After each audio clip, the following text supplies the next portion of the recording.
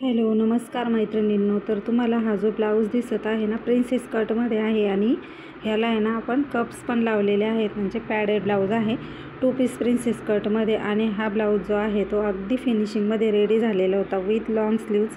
तर याची संपूर्ण कटिंग आपण बघणार आहोत इकडे. तर इथे मी घेतलेला आहे मापाचा ब्लाऊज. तर हा जो ब्लाऊज आहे ना, हा आपल्याचकडे शिवलेला आहे आणि ह्या ज्या मॅडम आहेत ह्या लग्नाचे सुद्धा सगळे ब्लाऊज जे आहेत ते आपल्याचकडे टाकलेले होते आणि हिला मी आपल्या ब्लॉग चॅनलवरती शेअरसुद्धा केलेला आहे. दीपाली मॅम आहेत ह्या. तर हा जो ब्लाऊज आहे हा बॅक हुकचा आहे आणि आत्ता आपण जे कटिंग करणार आहोत ते फ्रंट हुकचे ब्लाऊज आहेत. तर बॅक साईडचा ब्लाऊज आहे हा आणि अगदी परफेक्ट फिटिंग यांनाही बसलेली आहे. कमीत कमी 25 ब्लाऊज त्यांनी आत्तापर्यंत आपल्याकडून शिवून घेतलेले आहेत. तर बॅक साईडला फक्त 3 हुक आहेत. तर ब्लाऊज जे आहे ते मापावरून कसं कट करायचं आहे हे मी तुम्हाला सांगते. तर इकडे बघा, बगलेच्या ह्या कोपऱ्यापासून तर दुसऱ्या कोपऱ्यापर्यंत आपण माप घेतलेलं आहे. तर ते माप जे आहे ते आलेलं आहे 16 इंचाचं, म्हणजेच याची छाती जी आहे ना ती आहे 32 इंच. 16च्या जर का आपण डबल केलं तर 32 आहे. तर पुढचा गळा जो आहे तो तिरपा टेप लावून मी इथे मोजलेला आहे. तर तो आलेला आहे आपला 6 इंचाचा. त्याच्यानंतर स्लीव जी आहे ती आलेली आहे 11 इंचाची. तर जिथे शोल्डरचं जॉईंट्स असतं, म्हणजे जिथे आपण बाही जोडलेली असते त्या टिपपासून तर खाली एंडपर्यंत बाहीचं माप घ्यायचं आहे स्लीवचं. दंडघेर जो आहे तो 4.5 इंचाचा आलेला आहे. आता इकडे आपण बॅक साईडचा गळा आणि हाईटसुद्धा घेणार आहोत. तर बॅक साईडचा गळा जिथे पहिलंवालं हुक आहे ना तिथून वरपर्यंत 11 इंच भरलेला आहे. त्याच्यानंतर इकडे जी पट्टी आहे शोल्डरची ती चेक करायची आहे आणि शोल्डर जे आहे ते अशा पद्धतीने मोजल्यानंतर ते कमी जास्त होऊ शकतं, पण मी तुम्हाला मेजरमेंट घेताना बरोबर अगदी परफेक्ट सांगणार आहे. तर पट्टी जी आहे ना ती आलेली आहे इथे 2.25 इंचाची आणि शोल्डर मी जे मोजलेलं आहे ते भरत आहे इकडे 11.5 इंचाचं. तर आपण इकडे ना माप घेताना अगदी व्यवस्थित असं घेणार आहोत, कमी करून घेणार आहोत. बॅक साईडचा गळा जर का मोठा असेल ना तर माप घेताना आहे ना शोल्डर कमी घ्यायचा आहे, त्याच्यामुळे गळा जो आहे तो उतरत नाही आणि शोल्डरही खांद्यावरून दुसऱ्या दिशेला जात नाही, म्हणजेच अगदी परफेक्ट असं शोल्डरवरतीच ते राहतं. जास्त मोठं शोल्डर आहे ना गावठी लूक देतं, अजिबात व्यवस्थित वाटत नाही. तेव्हा शोल्डर घेताना आहे ना शक्यतो 2.5 आणि कमीत कमी जर घ्यायचं ठरलं तर 2.25-2 इंच मी घेताना माझं जे असतं ते 2 किंवा 2.25 असं शोल्डर असतं. तर इकडे मी 2 अस्तर घेतलेले आहेत आणि आपण आता मापे टाकायला सुरुवात करत आहोत. तर इकडे हाईट जी आहे ना ती घ्यायची आहे आपल्याला. बॅक साईडची हाईट आहे ती, तर तयार हाईट आहे 14.5 इंच मी. तर त्याच्यामध्ये मिळवायचं आहे 1 इंच, म्हणजे 15.5 इंचाला मार्किंग केलेलं आहे.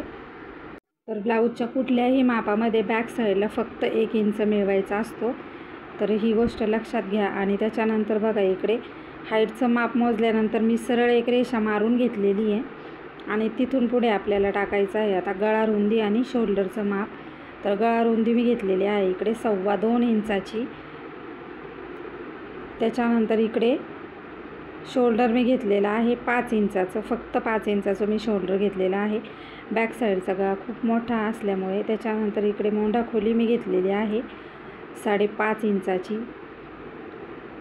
आणि ह्याच मोंढा खोलीच्या अंतरावरती छातीचा चौथा भाग, म्हणजेच 32चा चौथा भाग येतो 8 इंच.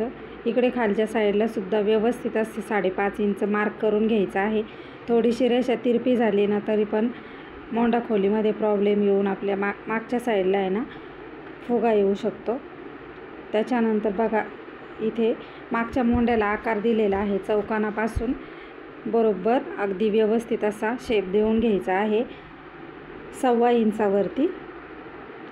आता इकडे कमरेचा भाग घेतलेला आहे मी. तर कमर आहे इकडे मी घेतलेली आहे कमर 26 इंचाची. तर 26चा चौथा भाग येतो 6.5 इंच प्लस 1 इंच टक्ससाठी आणि 2 इंच शिलाई मार्जिन असं मी तुम्हाला दाखवलेलं आहे. तर रेषा मारताना आपण बऱ्याच वेळेस सरळ रेषा मारत असतो, तर ही बरोबर येत असते बघा. त्याच्यामुळे मी कमरेचा माप शक्यतो तुम्हाला सांगत नाही, पण आज मी तुम्हाला सांगितलेलं आहे की क्लिअर करून दिलेलं आहे की माप जरी घेतलं नाही तरी पण इकडे वरची जशी रेषा आहे तशीच खालची कंटिन्यू करून घ्यायची आहे, काही प्रॉब्लेम येत नाही. त्याच्यानंतर 11 इंचाचा आपला गळा आहे, तर मी इकडे 11.5ला मार्क केलं. खालच्या साईडला घेतलेला आहे 3 इंच रुंदी आणि ही रेषा जी आहे ना ती अशी वरपर्यंत आखून घ्यायची आहे स्केलच्या साहाय्याने. तर स्केल घेतलेली आहे बघा मी. कधी कधी मी डायरेक्ट पण कट करत असते, पण तुम्हाला शिकवायचं होता हा ब्लाऊज म्हणून मग मी स्केलचा इथे यूज करत आहे, नाहीतर मग डायरेक्ट मी इकडे मापं टाकत असते. तर इकडे पंचकोनी गळा मी घेतलेला आहे. तर साडी जी आहे ना ती ग्रीन कलरमध्ये आहे, डार्क बॉटल ग्रीन कलर आहे हा. तर आपण याला आहे ना समोसा लेस लावणार आहोत फक्त, आणि कप्सवाला ब्लाऊज आहे. दोन ब्लाऊज आपण ॲट ए टाईम कट करणार आहोत. तर ते झटपट कसे कट करायचे आहेत ते मी तुम्हाला या व्हिडिओमध्ये अगदी स्टेप बाय स्टेप आणि अगदी व्यवस्थित असं सांगणार आहे. तर हे जे आपण मार्क केलेलं होतं ना बॅक साईडचा पार्ट, तो सगळ्याचं सगळं आपण अगदी व्यवस्थित असा कट करून घ्यायचा आहे. गळा वगैरे सगळं मी कट केलेलं आहे. आणि फ्रंट पार्ट कसा करायचा आहे, विथ लॉंग स्लीव जी आहे ती कशी करायची आहे, कॅप हाईट कशी घ्यायची आहे, सगळं तुम्हाला मी सविस्तर सांगणार आहे. व्हिडिओ कुठेही स्किप करायचा नाही आहे, अगदी लास्टपर्यंत बघा म्हणजे सगळं लक्षात येईल तुमच्या. तर बॅक साईडचा पार्ट इकडे आपला कट झालेला आहे आणि ह्या ब्लाऊजची शिलाई मी किती घेतलेली आहे हे सांगणार आहे व्हिडिओच्या शेवटी. तर अगदी दिवसाला 1000 रुपये कमवून देणारा ब्लाऊज कटिंगचा हा व्हिडिओ आहे, तेव्हा लास्टपर्यंत बघा. व्हिडिओ जर का आवडत असेल तर व्हिडिओला नक्की एक लाईक करायचा आहे. त्याच्यानंतर आपण इकडे 4.5 इंच रुंदी आणि 4.5 इंच उंची अशा पद्धतीने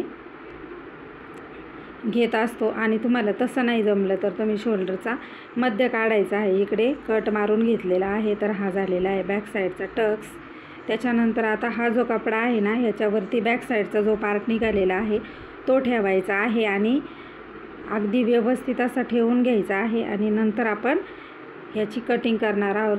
फ्रंट पार्टची 2 पीस प्रिन्सेस कट आहे, विथ पॅडेड ब्लाऊज आहे, पण वरचा कपडा जो आहे ना तो ब्रॉकेटचा आहे, रफमध्ये आहे. आणि तुम्हाला अगदी सविस्तर ब्लाऊजला कप्स कसे लावायचे आहेत, तुम्ही नवीन जरी शिकत असाल ना तरी तुम्हाला काहीही कोणाला विचारायची गरज पडणार नाही. अशा पद्धतीने ही कटिंग आणि स्टिचिंग होणार आहे. तर व्हिडिओ जर का मोठा झाला तर याचा सेकंड पार्ट येईल, कारण का मग फास्ट व्हिडिओ घेतला तर तुमच्या काहीसुद्धा लक्षात येणार नाही आहे. तर सेकंड पार्ट पण मग मी करील तुमच्यासाठी, ब्लाऊजला कप्स कसे टाकायचे आहेत आणि पुढचा पार्ट जो आहे तो फिनिशिंगमध्ये कसा बनवायचा ते पण सविस्तर सांगणार आहे. त्यामुळे व्हिडिओ जे आहेत ते नियमित बघायचे आहेत आणि स्टेप बाय स्टेप बघायचे आहेत.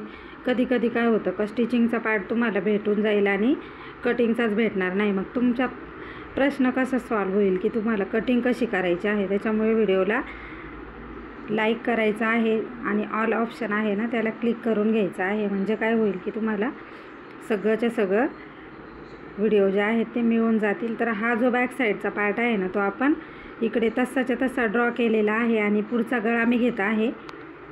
तर पुढचा गळा ही जितका असू द्या तितक्यामध्ये फक्त आपल्याला अर्धा इंच मार्जिन पकडायचे आहे. तर मी इकडे 6.5 इंच घेतलेला आहे, 6 इंच तो तयार होईल. आणि गळा रुंदी जी आहे ती घेतलेली आहे 2.25 इंचाची. तर हा झालेला आहे बघा इकडे गळा आपला व्यवस्थित असा तयार.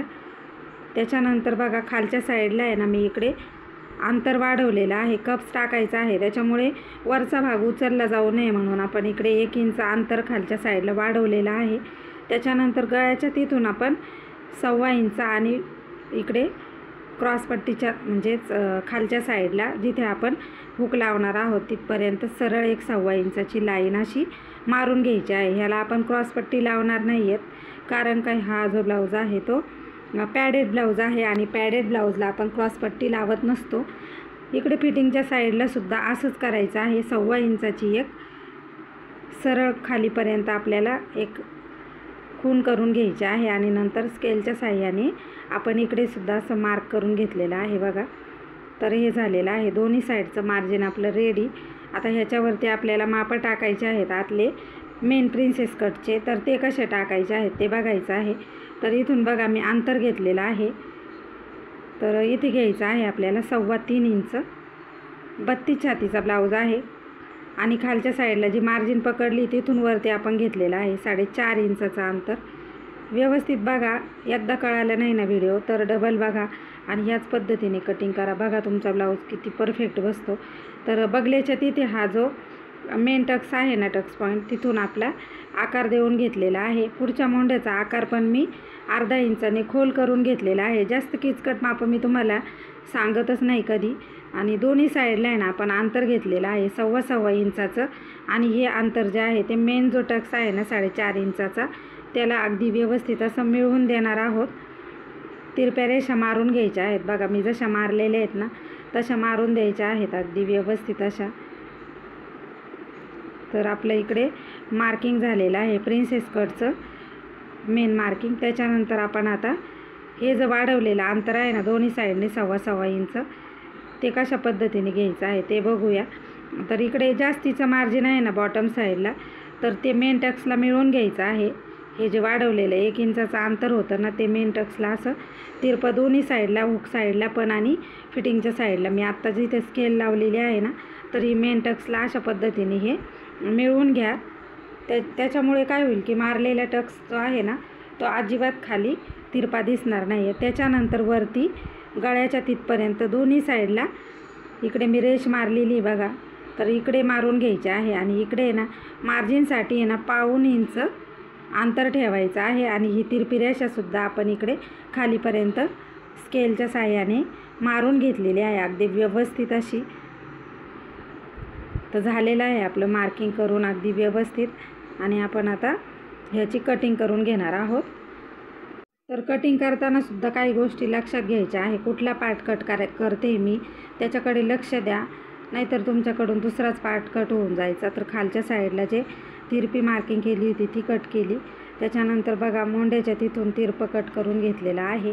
आणि नंतर मग आपण मेन टक्स कट करणार आहोत. पुढचा गळा जो आहे ना तो पण कट करून घेणार आहोत. तर अगदी व्यवस्थित असा पुढच्या गळ्याला मी आकार देऊन घेतलेला आहे. त्याच्यानंतर मेन टक्स आहे ना प्रिन्सेस कटचा तो सुद्धा आपण इथे कट करून घेतलेला आहे. त्याच्यानंतर बरोबर बगलेच्या तिथे जो तिरपा टक्स दिलेला आहे तो कट करून घेतला. तर हा झालेला आहे आपला फ्रंटचा पार्ट अगदी व्यवस्थित असा कटिंग. त्याच्यानंतर हा झालेला आहे बॅक साईडचा पार्ट. आत्ता आपण बघणार आहोत इकडे लॉंग स्लीव्ज कशी कट करायची आहे ते, तर ते पण लगेचच बघणार आहोत. हे बाजूला ठेवून देऊ आणि इकडे बाहीची कटिंग लगेच मी करून घेत आहे बघा. तर इथे अस्तर घेतलेलं आहे आणि घडी टाकून घ्यायची आहे. तर ह्या बाईला आहे ना जर का आपण जोड दिला तर आपला अस्तर जे आहे ते जास्त यूज होणार नाही. आणि जोड नाही दिला तर मग हे अस्तर काहीच कामात पडणार नाही. म्हणून मग मी थोडासा जोड देऊन घेणार आहे. तर उंची मी घेतलेली आहे 11 इंचाची बाही आहे. तर मी इकडे घेतलेलं आहे 1.25 इंच वाढवून 12.5 इंचावरती अशी रेषा मारून घ्यायची आहे. आणि बाहीची रुंदी जी आहे ना ती घेतलेली आहे मी 8.5 इंचाची. आत्ता वरतून खाली कॅप हाईट घेतली मी 3.5 इंचाची. बाहीला ह्या पद्धतीने आकार देऊन घ्यायचा आहे. आणि दंडघेर जो आहे तो आहे 4.5 इंचाचा. 1.5 इंच शिलाई मार्जिन ही झालेली आहे आपली बाहीची ड्राफ्टिंग रेडी. तर इकडे व्यवस्थित असं ड्राफ्ट करून घेतलेलं आहे आणि नॉच पण देऊन घेतलेला आहे सेंटरला बाहीच्या. आता हा आहे ब्लाऊजचा पीस आणि ह्याच्यावरती आपण आता ही सगळी जी केलेली अस्तरची कटिंग आहे ना ती बसवणार आहोत. त्याच्या अगोदर याला आहे ना बॉर्डर आहे मुनिया बॉर्डरची, म्हणजे लेसची पट्टी आहे ती बाजूला करायची आहे. आणि नंतर आपण अगदी व्यवस्थित असा हा अस्तर आहे तो ठेवायचा आहे. आणि याच्यावरती कुठला पार्ट बसवायचा आहे अगदी व्यवस्थित ते चेक करायचं आहे. तर अशा कपडा जो आहे ना याला खूप सारे सळ असतात आणि कोससुद्धा असतो कधी कधी. तर व्यवस्थित असं चेक करायचं आहे आणि नंतरच ही कटिंग करायची आहे. हवं तर तुम्ही याला प्रेस पण करून घेऊ शकता. पण आता रात्र झालेली होती आणि मला वेळही कमी होता, कारण का ह्या मॅडमला जायचं आहे नाशिकला. ब्लाऊज टाकून झालेला होता 1 महिना, त्याच्यामुळे मग मी आज फायनली यांचे ब्लाऊज सगळेचे सगळे पूर्ण केलेले आहेत आणि तुम्हाला ब्लाऊजचा फायनल लुक पण दाखवणार आहे. तर बघा बॅक साईड बोलता बोलता इकडे कट झालेली आहे. खालच्या साईडचा काठ जो आहे ना तो कधीही कटिंगमध्ये घ्यायचा नाही, फिनिशिंगला प्रॉब्लेम येतो. तर बॅक साईड आपली झालेली आहे. तर फ्रंटचे पार्ट जे आहेत ते कसे ठेवायचे आहेत ते बघूया. आता हा जो उरलेला कपडा आहे तो अगदी व्यवस्थित असा प्लेन करून मी घेतलेला आहे आणि ह्याच्यातही आपल्याला लॉंग स्लीव्ज बसवायचे आहे. तर इकडे अस्तरला थोडासा जोड आलेला आहे, तसाच आपल्या बाहीलासुद्धा जोड येणार आहे एका साईडने. तर त्या पद्धतीनेच मी इकडे बाही ठेवलेली आहे. आणि व्यवस्थित असं सेट करून कपडा बाहीची कटिंग करून घ्यायची आहे.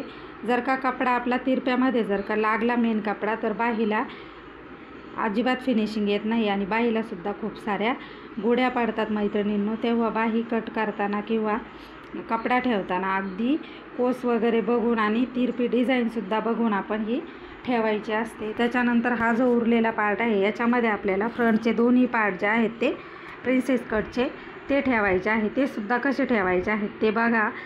तर हा जो पार्ट आहे ना माझ्या हातातला, हा कधीही तिरप्या ठेवायचा नाही आहे, अगदी सरळमध्ये ठेवायचा आहे. तुम्हाला याला जोड द्यावा लागला ना कपड्याला तरीसुद्धा चालेल, पण हा पार्ट कधीही तिरपा ठेवायचा नाही आहे मैत्रिणींनो. अगदी सरळमध्ये हा पार्ट ठेवायचा आहे. तर हा साईड पार्ट आहे ना, हात बसायला थोडासा प्रॉब्लेम येत होता, पण काही हरकत नाही, फिटिंगमध्ये हे जाणारच आहे. त्याच्यामुळे मग मी व्यवस्थित बसवलेला आहे. फक्त अर्धा इंचाचा फरक पडत होता. तर आपला हा पार्टसुद्धा इकडे बसलेला आहे बघा. जोपर्यंत पार्ट व्यवस्थित बसत नाही ना तोपर्यंत हा जो पार्ट आहे ना गळ्याच्या साईडचा प्रिन्स कटचा तो उलटपालट करून बसवायचाच आहे सरळमध्ये. तिरपा अजिबात बसवायचा नाही आहे हा पार्ट. तर खूप बारीक बारीक गोष्टी असतात शिलाई कामामधल्या, त्याच्यामुळेच कस्टमर आपल्याकडे वारंवार येत असतं मैत्रिणींना. आता हे कस्टमर जे आहे ते खूप लांबून आलेलं आहे, म्हणजे त्याच्यामुळे मग आपणही तसं काम दिलं ना कस्टमर बरोबर येतात आणि एकीचं ब्लाऊज व्यवस्थित बसलं तर ती 10 जणींना सांगते. त्याच्यामुळे आपण काम व्यवस्थित दिलं तर बरोबर ते आपल्याकडे आलीच समजायचं. आणि आपण आहे ना म्हणजे जास्त कस्टमर व्यवस्थित हँडल केलं ना तर त्याच्याबरोबर व्यवस्थित वागलं बोललं किंवा त्याला हवा तो वेळ दिला, सांगितलेल्या वेळेत आपण एखादं 2 दिवस लेट केलं आणि त्याच्यानंतर ते जर काम दिलं तर कस्टमरही नाराज होत नाही. तर हा बघा, हा आहे दुसरा पीस आणि हे मी अस्तर घेतलेले आहेत. तर हे परफेक्ट मॅच होत नाही आहेत. मला वाटलं होतं तसं होईल पण होत नाही. तर बॉटल ग्रीन कलरचे ह्याचे काट आहेत, तर मी बॉटल ग्रीन कलर घेऊन आलेली आहे आणि परत एकदा कटिंगला स्टार्ट करत आहोत आपण. तर तिन्ही ब्लाऊज म्हणजे यांचे 3 ब्लाऊज होते. तर एक होता BED कॉलेजचा, तो आपण तयार केलेला आहे. तर तो छोटी स्लीव्ज होती आणि ह्या जो ब्लाऊज आहेत दोन्ही दिसतात ते तुम्हाला रेड आणि ग्रीन कलरचा. तर या दोन्हींच्या स्लीव्ज ज्या आहेत त्या मोठ्या आहेत. पहिलेवाले जे ब्लाऊज आपण यांचे स्टिच केलेले होते, बरेचसे ब्लाऊज जे आहेत ते बॅक हुकचे होते. बॅक हुकचा ब्लाऊज त्यांनी का आणून दिलेला आहे तर माझ्याकडून झालेली आहे एक मिस्टेक, कारण का ब्लाऊज मी दिले आणि हुक लावायलाच बॅक साईडला विसरलेली होते. तर इकडे बघा, हे सगळं एकावरती एक ठेवून आपण संपूर्ण कटिंग जी आहे ती तर करून घेतलेली आहे. आणि ह्या ब्लाऊजला पॅडेड ब्लाऊजमध्ये कशा पद्धतीने अगदी सोप्यात सोपा मी बनवलेला होता याचा व्हिडिओ जो आहे तो पुढील भागामध्ये येणार आहे, तो मिस करायचा नाही अजिबात. तोपर्यंत बाय.